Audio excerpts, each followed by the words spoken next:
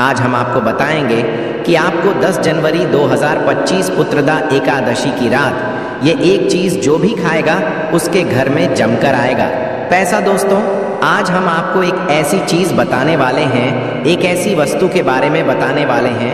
अगर आप पुत्रदा एकादशी की रात है एक चीज खा लेते हैं तो आपके घर में धन संप्रदाय इतनी बढ़ जाएगी कि वह खत्म होने का नाम ही नहीं लगी। महिलाएं पुत्र का एकादशी का व्रत अपने पुत्र की दीर्घायु के लिए रखती हैं। वैसे तो व्रत निर्जला रखा जाता है, मगर आपको एकादशी की रात है एक चीज जरूर ही खा लेना है।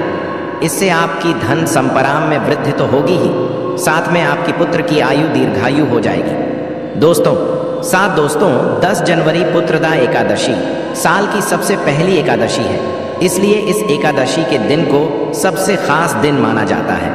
और इस दिन जो भी भक्त यह काम कर लेता है उसकी जीवन में कभी कोई दुख दर्द पीड़ा समस्या नहीं आती। पूरी साल भर धन ऐश्वर्य के चक्कर में भागना नहीं पड़ता, बल्कि माता लक्ष्मी की और भगवान विष्णु की ऐसी असीम कृपा होती है जिससे कि हमेशा ही ऐसी माता बहन जो भी इस वीडियो को सबकी हृदय से पूरा देख लेंगे, समझ में आ जाएगा कि 10 जनवरी 2025 साल की प्रथम एकादशी पुत्रदा एकादशी के दिन ऐसी कौन सी चीज का लेने से आपको लाभ ही लाभ होगा। और इस दिन तुलसी में एक चीज जरूर बांध देना चाहिए। भक्तों, पुत्रदा एकादशी का दिन बहुत ही खास माना जाता है, बहुत ही पवित्र माना जाता है। इस दिन किया गया दान पुण्य से लाखों और करोड़ों गुना लाभ प्राप्त होता है। भक्तों, राहु दोष, पितृदोष, कोई भी दोस्त क्यों ना हो, वह क्षण भर में ही समाप्त हो जाता है। अगर आप अपने जीवन में आ रही असफलताओं से परेशान हैं, तो आज हम आपकी दुर्भाग्य को समाप्त करवा देंगे और आपको नई नई सफलताएं देखने को मिलेंगे। आपको अपने जीवन में बहुत सी सफलताएं मिलने लगेगी। भक्तों पर जो भी भक्त सच्चे हृदय से, सच्चे मन से कमेंट बॉक्स में जय माता लक्ष्मी लिखता है, जय भगवान विष्णु लिखता है, तभी उसे लाभ प्राप्त हो सकता है। और भक्तों के साथ में हम आपको यह भी बताएंगे कि 10 जनवरी के दिन कौन सी चीज खरीद लाने मात्र से व्यक्ति को लाभ ही लाभ होता है। यानी कि ऐसी कौन सी चीज आपके घर में खरीद करके पुत्रदा एकादशी पर ले आना है। फिर देखिए, अब आपके जीवन में आपको नई नई चमत्कार होते हुए दिखेंगे अपने जीवन को चमकाने के लिए। भक्तों, इस चीज को घर में पुत्रदा एकादशी पर जरूर ले आना, इसलिए जय माता रानी अवश्य लिखें। भक्तों, हमारा संकल्प है जन सेवा जन कल्याण करना, यानी कि हर ज्ञानवर्धक जानकारी आप सभी तक बिल्कुल ही फ्री मध्य तक निशुल्क पहुंचना, जिससे कि आप सभी इस छोटी सी वीडियो के माध्यम से लाभ ही लाभ प्राप्त कर सके, माता रानी की असीम कृपा प्राप्त कर सके। पुत्रदा एकादशी के दिन अगर आप यह चीज खाने के साथ साथ घर में एक चीज ले आते हैं तो आपके घर में कभी धन दौलत की कमी ना हो, हमेशा ही धन दौलत से घर परिपूर्ण बना रहे और लाभ ही लाभ हो। भक्तों, कई लोग होते हैं जो वीडियो को बीच बीच से देखते हैं, काट काट कर देखते हैं। ऐसे व्यक्ति को जीवन में कभी सफलता हासिल भी नहीं होती। माताएं बहनों, वीडियो को पूरा देखें, बीच बीच से ना देखें, कट कट कर ना देखें। 6 से 7 मिनट निकाल इस नए युग टीवी की वीडियो को पूरा ही देख लेना। वीडियो को देखने मात्र से आपकी किस्मत बिल्कुल पूरी तरह से बदल जाती है, उसके जीवन में नई नई सफलताएं प्राप्त होने लगते हैं। भक्तों, सबसे पहले हम बताएंगे आपको कि तुलसी में ऐसी कौन सी चीज बांध देना चाहिए जिससे कि माता लक्ष्मी हमारे घर में दौड़ी चली आती है और घर में कभी भी धन दौलत की कमी नहीं होती। उसके बाद फिर हम आपको बताएंगे कि वह कौन सी चीज है जो आपको नए साल के दिन अच्छा शुभ दिन मान करके जरूर ही खा लेनी है। अगर आपने वह चीज खा ली तो करणी मंत्र से वह सिद्ध हो जाएगी और आपको जो लाभ की प्राप्ति होगी वह अपने अपने जीवन में भी नहीं सोचा होगा कि यह बड़ा लाभ कैसे हो गया।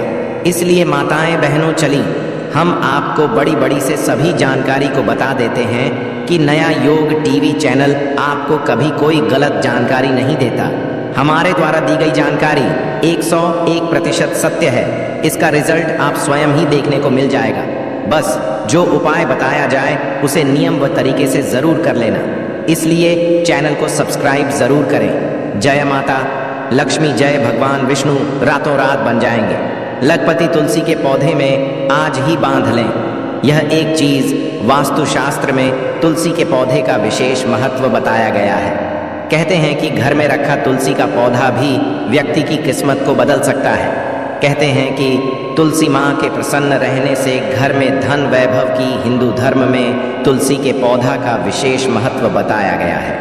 कहते हैं कि तुलसी के पौधे में माँ लक्ष्मी का वास होता है और नियमित रूप से तुलसी के पौधे की पूजा करने से माँ लक्ष्मी की कृपा प्राप्त होती है। वास्तुशास्त्र में भी तुलसी के पौधे को लेकर कुछ नियम बताए गए हैं जो कि बेहद उपयोगी सिद्ध हुए हैं। इन नियमों का पालन करने से जीवन में कभी धन की कमी नहीं होती। शास्त्र के अनुसार तुलसी भगवान विष्णु को बेहद बेहद प्रिय है। तुलसी के बिना भगवान विष्णु का भोग अधूरा माना जाता है। शास्त्र में तुलसी के पौधे का विशेष महत्व बताया गया है। कहते हैं कि घर में रखा तुलसी का पौधा भी व्यक्ति की किस्मत को बदल सकता है। कहते हैं कि तुलसी माँ के प्रसन्न रहने से घर में धन वैभव की हिंदू धर्म में तुलसी के पौधा का विशेष महत्व बताया गया है। कहते हैं कि तुलसी के पौधे में माँ लक्ष्मी का वास होता है और नियमित रूप से तुलसी के पौधे की पूजा करने से माँ लक्ष्मी की कृपा प्राप्त होती है। वास्तुशास्त्र में भी तुलसी के पौधे को लेकर कुछ नियम बताए गए हैं जो कि बेहद उपयोगी सिद्ध हुए हैं। इन नियमों का पालन करने से जीवन में कभी धन की कमी नहीं होती। शास्त्र के अनुसार तुलसी भगवान विष्णु को बेहद बेहद प्रिय है। तुलसी के बिना भगवान विष्णु का भोग अधूरा माना जाता है और पुत्रदा एकादशी के दिन हमें भगवान विष्णु को तुलसी का भोग जरूर ही लगाना है।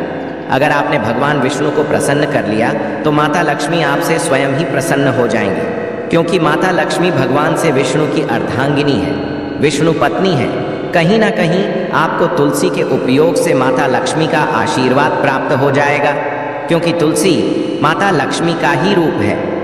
ज्योतिष शास्त्र के अनुसार तुलसी भगवान विष्णु को बेहद प्रिय है और रोजाना तुलसी की सुबह शाम पूजा करने से धन की देवी के साथ भगवान विष्णु की कृपा भी प्राप्त होती है। वास्तुशास्त्र के अनुसार तुलसी संबंधी इन उपायों को करने से शुभ फलों की प्राप्ति होगी। तुलसी पर बढ़े कलवा। माता बहनों, आप सभी को हम बता दें कि नए साल पर यानी कि 10 जनवरी पुत्रदा एकादशी के दिन वास्तुशास्त्र में तुलसी के कई उपायों के बारे में बताया गया है। इनमें से एक उपाय आपकी किस्मत बदल सकता है। इसके लिए एक छोटा सा कल वाले और तुलसी के पौधे पर बांध दें। इस उपाय को करने से माँ लक्ष्मी की कृपा बनी रहती है और व्यक्ति की सभी मनोकामनाएं पूर्ण होती हैं। बता दें कि हिंदू धर्म में कलावे को रक्षा सूत्र माना गया है। ऐसे में तुलसी के पौधे पर बांधने से माँ लक्ष्मी का आशीर्वाद मिलता है। भक्तों, नए साल पर दूध अर्पित करें।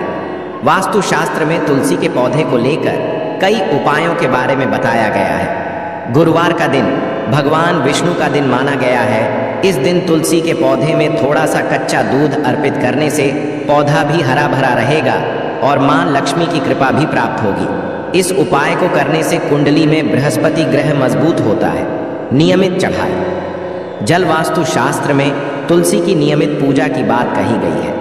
घर में मौजूद स्त्रियों को नियमित रूप से सुबह स्नान आदि के बाद जल अर्पित करना चाहिए।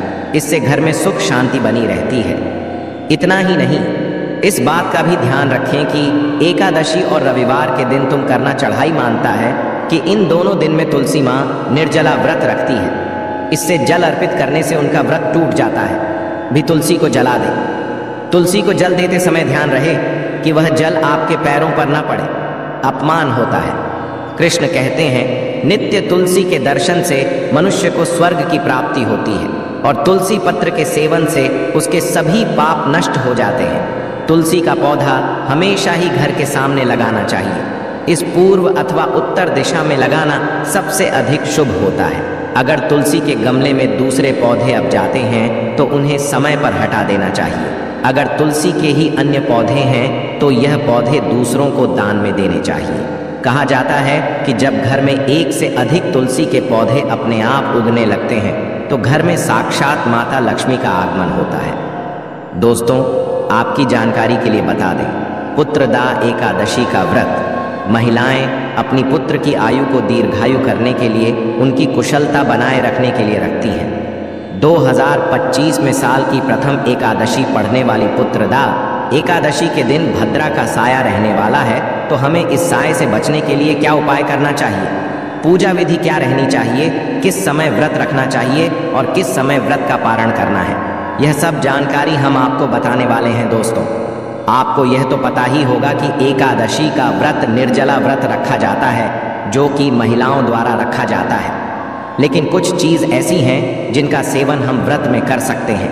आपको क्या करना है, पूजा के बाद तो तुलसी पत्र लेकर भगवान विष्णु को अर्पित कर देना है और व्रत के दूसरे दिन यूं कहें कि पुत्रदा एकादशी की रात आपको उन पत्तों को उठाकर खा लेना है। उन्हें खाते ही आपको एक अलग ही दिव्य दर्शन मन ही मन में दिखाई देंगे और आप अपनी इच्छा बोलकर अपने व्रत का पारण कर सकते हैं। आपको व्रत में तामसिक भोजन का उपयोग भूलकर भी नहीं करना है। हिंदू धर्म में तांत्रिक भोजन का उपयोग करने वाले मनुष्य को पापी कहा गया है। जो मनुष्य तांत्रिक भोजन का उपयोग करते हैं वह लोग मांस खाने के समान बताए गए हैं, इसलिए आपको तामसिक पूजन का उपयोग नहीं करना चाहिए। इसके अलावा आप फल फ्रूट फरार कर सकते हैं। दोस्तों, चलिए हम जानते हैं कि तुलसी में ऐसा क्या बांध देने से हमारी इच्छा पूर्ति हो जाती है। जो भी मनोकामना है वह तुरंत ही पूर्ण हो जाती है। इस बार क्योंकि इस वीडियो में आपको गौ माता से जुड़े उपाय के बारे में बताने वाले हैं, जिन्हें करने से आपके जीवन के जो भी दुख दर्द संकट है या कामयाबी होने में कोई बधाई आ रही है, सभी से छुटकारा मिलने वाला है। यूँ कहें कि आपके जीवन में अपार धन सुख, कभी भी धन से संबंधित परेशानी नहीं रहेगी और आपकी जिंदगी प्रबल हो जाएगी। धन प्राप्ति के योग्य बन जाएंगे और जीवन में सदैव अन्य धन के भंडार आपके घर में भर रहेंगे। अन्य धन वस्त्र कभी कमी नहीं होगी। आपको बता दें, इस पुत्रदा एकादशी श्री हरि विष्णु तथा धन की देवी माता लक्ष्मी जी की पूजा के साथ साथ हनुमान जी मंगल देवता और भगवान शनिदेव की भी पूजा जरूर करनी चाहिए। आपको बता दें कि इस दिन यदि आप हनुमान जी और मंगल देवता भगवान शनिदेव की पूजा करते हैं तो मंगल का ग्रह जनित दोष भी दूर हो जाता है। व्यक्ति के जीवन में धन सुख संपत्ति की प्राप्ति हो जाती है। समस्त मनोकामना व्यक्ति की पूर्ण हो जाती है। दोस्तों, आपको हम बता दें कि ऐसी ज्ञानवर्धक जानकारी आपको हम पैसों में भी बांट सकते थे, पर हमारे चैनल का मकसद है जनहित में जन कल्याण एवं जन सेवा करना। इसीलिए आपके लिए जो जानकारी बताते हैं वह फ्री में बताते हैं। इसलिए आप इस वीडियो को भी ज़रूर लाइक करें। और दोस्तों, मैं आपसे एक अनुरोध और करना चाहूँगा कि आप अपनी राशि कमेंट बॉक्स में ज़रूर डाल दें, जिससे कि आपकी राशि के अनुसार हम आपको कुछ ऐसे उपाय बता सके जिससे आपको लाभ की प्राप्ति हो, क्योंकि हम राशि से जुड़े उपाय भी आपको बताते हैं। तो आप कमेंट बॉक्स में अपनी राशि हमें ज़रूर बताएं या अपना नाम बताएं, जिससे आपके लिए कुछ हम ऐसे उपाय बता सकें। साथ में जय गौ माता अवश्य लिखें दोस्तों। साथ ही से जो नए साल का एक उपाय तो ज़रूर करना है। गाय का उपाय बताने से पहले एक उपाय आपको बता दें। इस उपाय को लाइक ज़रूर करें। क्या करें कि शाम के समय पीपल के पेड़ के नीचे आपको सरसों का चौमुखी दीपक, आटे का दीपक बनाना है। चौमुखी दीपक में आगे की बाती लगाकर सरसों के तेल का दीपक जला देना है। आटे का दीपक बनाएं, जो मुख्य तेल डालें उसमें बाती ही डालें। लाल वाली कलावे की दीपक जला दें। चार बाती लगाकर चारों दीपक मतलब 4 भाग उसके बन जाएं। हर एक भाग को जलाएं और बीच में 2 सबूत फूल वाले लौंग भी डाल दें। फिर देखिए कैसे चमत्कार आपके जीवन में होता है। शाम के समय जलाकर उसे छोड़ें, मनोकामना मांगकर छोड़ दें। दोस्तों, अभी तक अपने चैनल को सब्सक्राइब ना किया हो तो ज़रूर कर लें। इससे आपको और भी ज्ञानवर्धक जानकारी सीधे माध्यम से प्राप्त हो सके। दोस्तों, यह गौ माता वाला उपाय बहुत ही प्रभावशाली उपाय बताया। मैंने आपको इस उपाय को ज़रूर करें। बहुत ही लाभकारी उपाय बताया है। बहुत ही आपको लाभ देगा यह उपाय।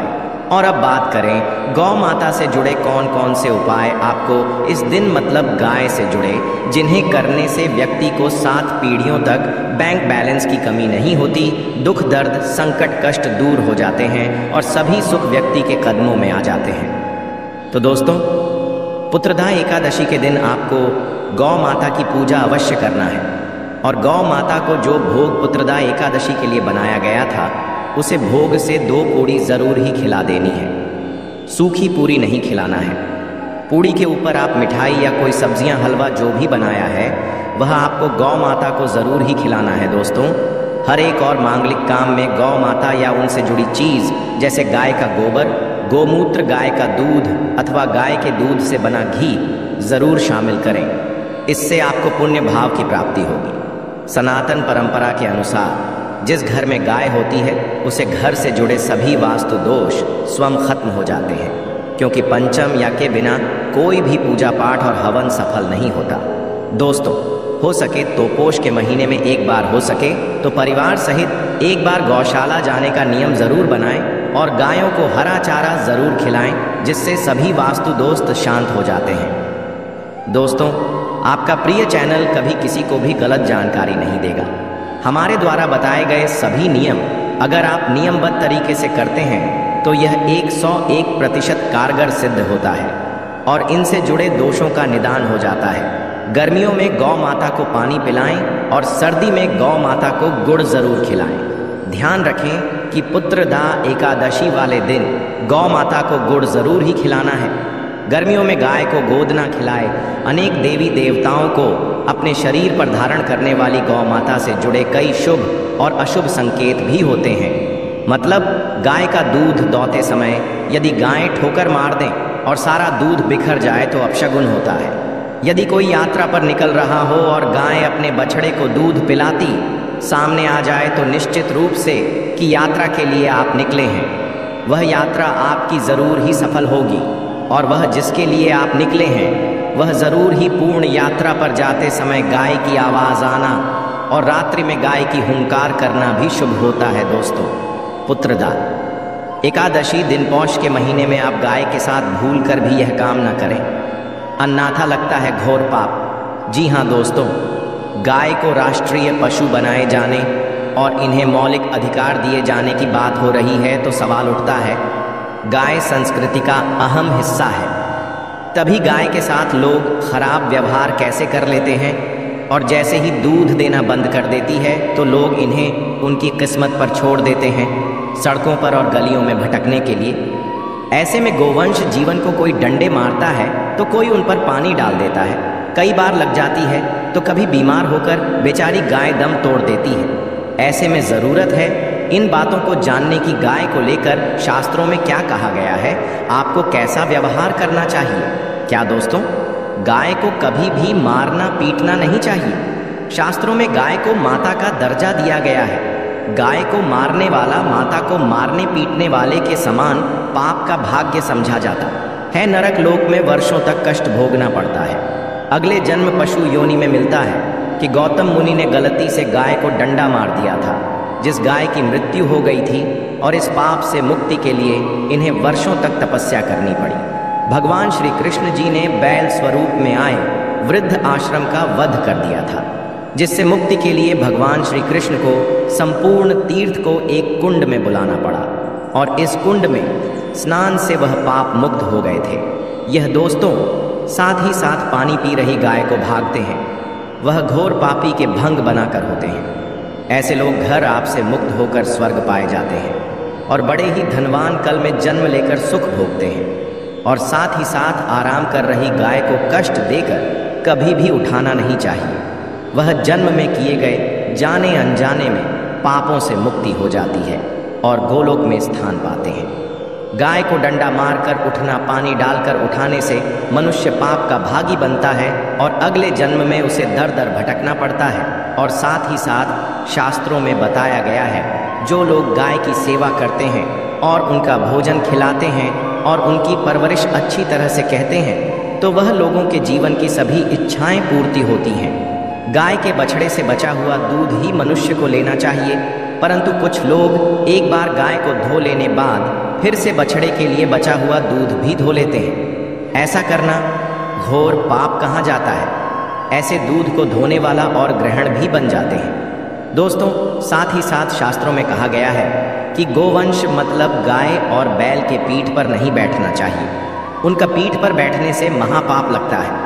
ऐसे लोगों को नरक की यात्रा भोगनी पड़ती है। एकमात्र देव के अंश के उत्पन्न नदी ही गौवंश है, जिस पर स्वयं महादेव और महादेवी सवारी करती हैं। क्योंकि नंदी ने स्वयं अपनी इच्छा से महादेव की सवारी बनना स्वीकार किया था।